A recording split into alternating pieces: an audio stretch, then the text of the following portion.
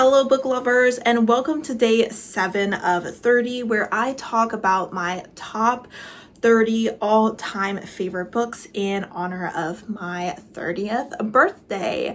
And today we are going to be talking about Everything I Never Told You by Celeste Ning. This was a book that I was a little uncertain about going into. It is definitely outside of my comfort zone. It is leaning more literary fiction. It is also set in the 1970s, and I'm not a big fan of reading books within the 20th century. However, this book, I don't even know what it was. My brain was like, that's what we like to see.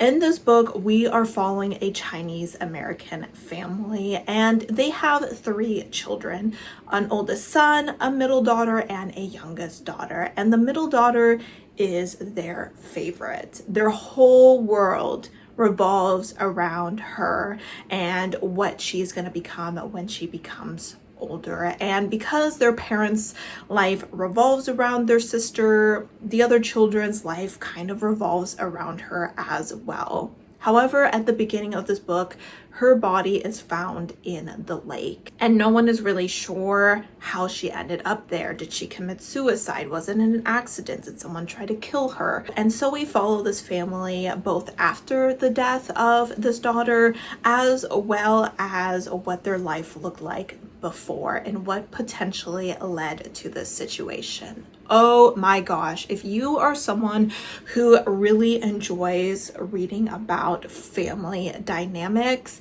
then this is going to be the book for you. I was absolutely enthralled by the dynamics of this family. So messy, so toxic. No family should be set up like this, because no parents should make it obvious which child is their favorite. And at the same time, the reason that they chose her to be their favorite is because they were hoping that she would live the life that they never got to live themselves. They put so much pressure on her to be what they wanted her to be, and it was very clear that this was kind of starting to become a little bit much for her as a young teenage girl. I really loved the writing in here. I really loved how complex and real all the characters were in here, how complex their relationships were. We get to see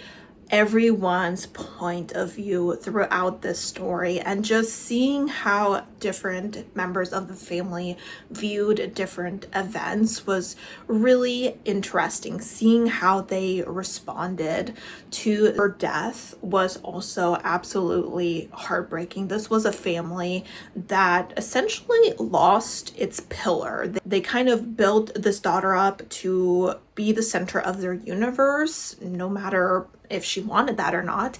And then when she was gone, all of a sudden their life just completely falls apart because of it. And it was so interesting to read about, so heartbreaking. The ending of this book definitely had me in tears. This is the kind of story that leaves a long-lasting emotional impact on you. It's so short, but it is so packed full of, dare I say, literary genius. I don't really know what else to say. I just feel like Celeste Ning has a way with words, a way with characters, and just the way that she discussed topics of like racism and infidelity and grief and jealousy and desperation and unhappiness was just 10 out of 10.